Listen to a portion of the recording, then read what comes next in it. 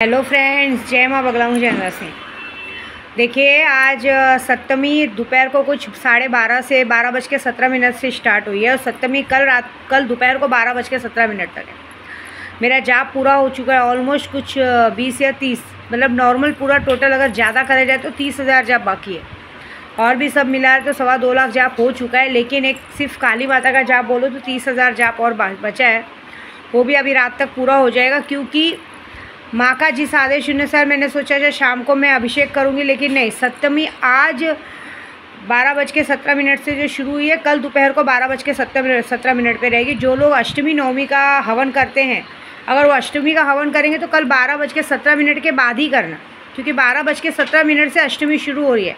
कितने लोग अष्टमी के दिन सुबह ही हवन करना शुरू कर देते, ये गलती मत करना है। एक्चुअली अष्टमी नवमी का हवन परसों है, फ्राइडे के दिन, कल के दिन बिल्कुल भी नहीं किया जाएगा। कल महासप्तमी मनाई जा रही है, कल कोलकाता में भी महाकाली की पूजा की जा रही है। ये बता देना बहुत ज़रूरी है। जो लोग व्रत रखते हैं अष्टमी नवमी का, उनको कल अष्टमी नवमी का व्रत भी कल ही रखना पड़ेगा। कल अष्टमी का व्रत रखेंगे लेकिन उनका पारण परसों होगा, क्योंकि नवमी और जिन्होंने माता जी बिठाई है, 9 दुर्गा बिठाई है, नवमी का 9 दिन का उपवास रखा है, वो भी घाई गड़बड़ ना करे, क्योंकि नवमी का पूरा व्रत करना पड़ेगा। नवमी परसों दशमी के दिन, मतलब नवमी परसों 12:36 से शुरू होगा, जो दशमी के दिन, दशहरे के दिन सुबह 11 बजे तक रहेगा। तो पारण तो हमारा नवमी में ही हो जाएगा। नवमी में एक बार बहुत सारे जन कहते हैं कि फिर दशहरे के दिन उपवास छोड़ना, नहीं, इस बार पूरे 10 दिन की नवरात्र है।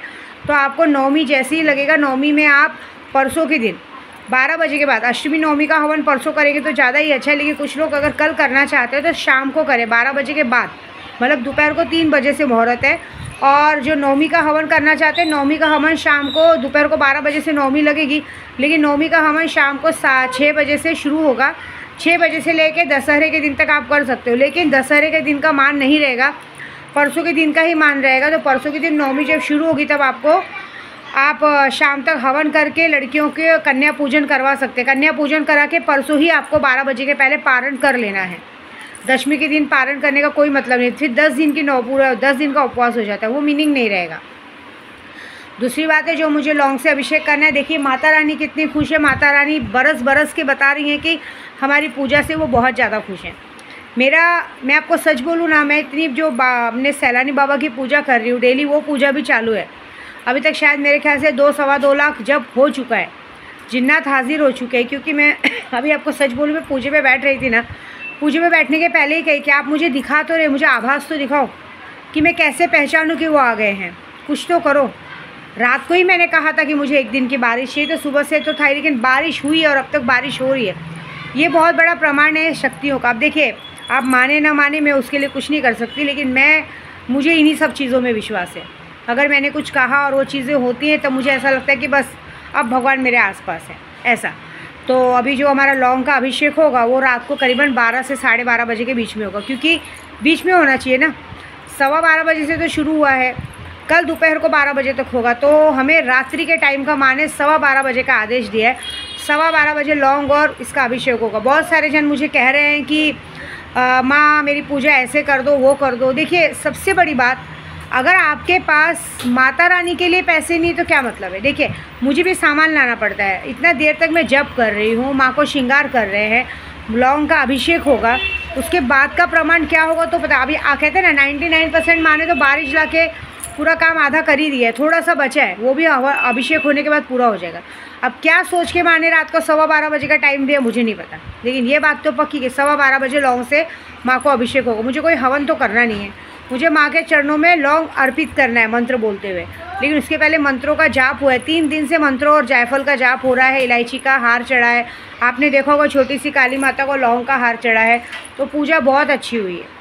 जिसे भी अभी भी भाग लेना है ले सकते। कितने ने कहा माँ मैं तो पूजा ही चालू नहीं कराई, करा लो ना, करा लो। नाम तो सबके नाम से पूजा होगी।